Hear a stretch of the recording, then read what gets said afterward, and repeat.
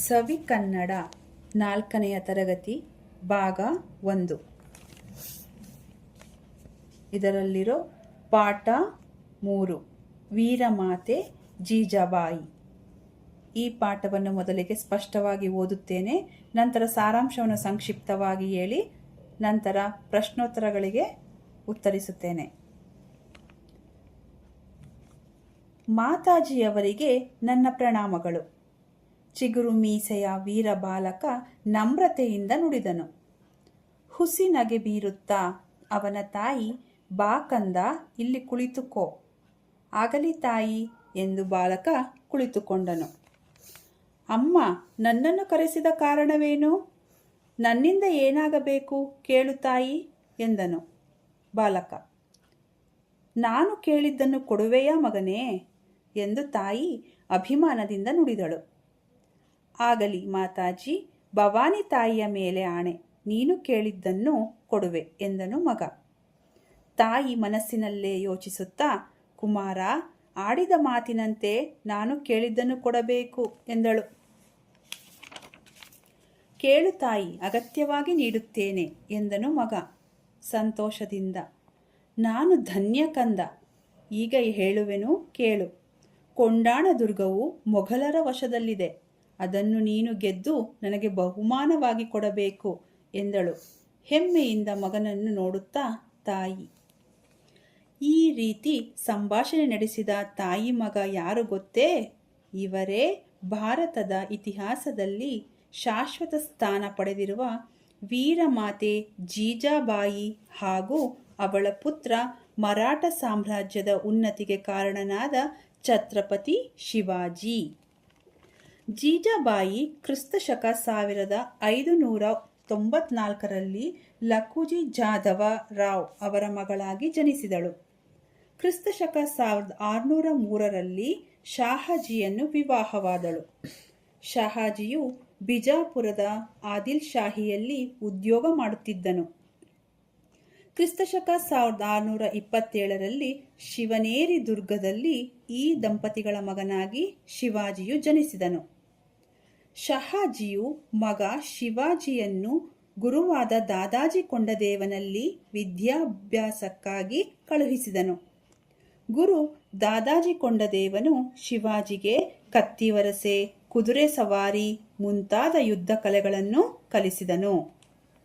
ಶಹಾಜಿ ಅನಿವಾರ್ಯವಾಗಿ ತನ್ನಿಂದ ದೂರವಾದಾಗ ಜೀಜಾಬಾಯಿ ಬಹಳ ನೊಂದುಕೊಂಡಳು. ಆದರೂ ಎದೆಗುಂದದೆ ಸ್ವತಂತ್ರವಾಗಿ ಬದುಕಲು ಪ್ರಾರಂಭಿಸಿದಳು. ಮಗನನ್ನು ಓರ್ವ ವೀರ ಯೋಧನನ್ನಾಗಿ ಬೆಳೆಸುವ ಹುಂಗನಸಿನೊಂದಿಗೆ ಪುಣೆಗೆ ಬಂದು ಅವನೊಂದಿಗೆ ನೆಲೆಸಿದಳು. ಜೀಜಾಬಾಯಿ ಚಾಣಾಕ್ಷ ಹೆಣ್ಣು ಮಗಳು.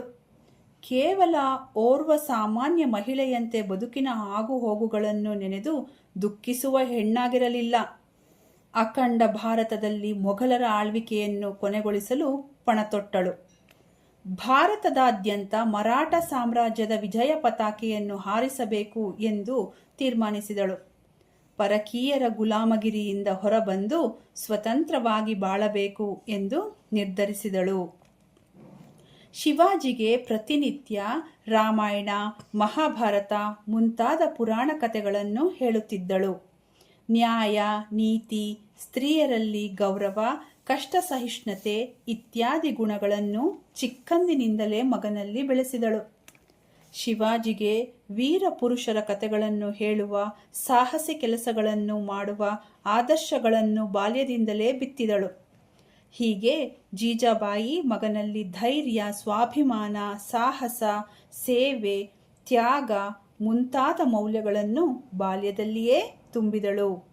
ಅವನನ್ನು ಉತ್ತಮ ದೇಶಭಕ್ತನನ್ನಾಗಿ ಬೆಳೆಸಿದಳು. ಅಖಂಡ ಮರಾಠ ಸಾಮ್ರಾಜ್ಯದ ಉನ್ನತಿಗೆ ದಾರಿದೀಪವಾದಳು. ಮುಂದೆ ಶಿವಾಜಿಯು ಪ್ರಬಲ ಮೊಘಲ ಸಾಮ್ರಾಟ ಔರಂಗಜೇಬನ ವಿರುದ್ಧ ಹೋರಾಡಿ ಜಯಗಳಿಸಿದನು. ಜೀಜಾಬಾಯಿ ಮಗನ ವಿಜಯೋತ್ಸವಕ್ಕೆ ಬಹಳ ಸಂತೋಷಪಟ್ಟಳು. ರಾಯಗಢದಲ್ಲಿ ಶಿವಾಜಿಯ ಪಟ್ಟಾಭಿಷೇಕವು ಅತ್ಯಂತ ವೈಭವದಿಂದ ನಡೆಯಿತು. ಸ್ವಾಮಿ ರಾಮದಾಸರು ಬಂದು ತಮ್ಮ ಹಸ್ತದಿಂದ ಶಿವಾಜಿಗೆ ಮುಕುಟ ಧಾರಣೆ ಮಾಡಿದರು. ಜೀಜಾಬಾಯಿ ಶಿವಾಜಿಯು ಬಾಲ್ಯದಲ್ಲಿದ್ದಾಗ ತಾನು ಕಂಡ ಕನಸು ನನಸಾಯಿತು ಎಂದು ಖುಷಿಪಟ್ಟು ಶಿವಾಜಿಯನ್ನು ಆಶೀರ್ವದಿಸಿದಳು. ಅಂದು ಅವಳೂ ಸಹ ರಾಜಮಾತೆ ಎನಿಸಿಕೊಂಡಳು. ಈ ಸಂತೋಷದ ದಿನಗಳನ್ನು ಅನುಭವಿಸಲು ಹೆಚ್ಚು ಅವಕಾಶ ಜೀಜಾಬಾಯಿಗೆ ಲಭಿಸಲಿಲ್ಲ. ಶಿವಾಜಿ ಗದ್ದಿಗೆಯನ್ನೇರಿದ ಕೆಲವೇ ದಿನಗಳಲ್ಲಿ ಹಾಸಿಗೆ ಹಿಡಿದಳು. ಸುಮಾರು 80 ವರ್ಷಗಳ ಕಾಲ ಜೀವಿಸಿದ್ದ ಜೀಜಾಬಾಯಿ ಮರಾಠರ ಅಭ್ಯುದಯ ಕಂಡಳು. ಅನಂತರ ರಾಯಗಢದ ಬಳಿಯಿರುವ ಪಾಚಾಡ ಎಂಬ ಹಳ್ಳಿಯಲ್ಲಿ ಕ್ರಿಸ್ತಶಕ 1674ರಲ್ಲಿ ನಿಧನ ಹೊಂದಿದಳು. ಮನೆಯೇ ಮೊದಲ ಪಾಠಶಾಲೆ, ಜನನಿ ತಾನೇ ಮೊದಲ ಗುರುವು, ಜನನಿಯಿಂದ ಪಾಠ ಕಲಿತ ಜನರೇ ಧನ್ಯರು.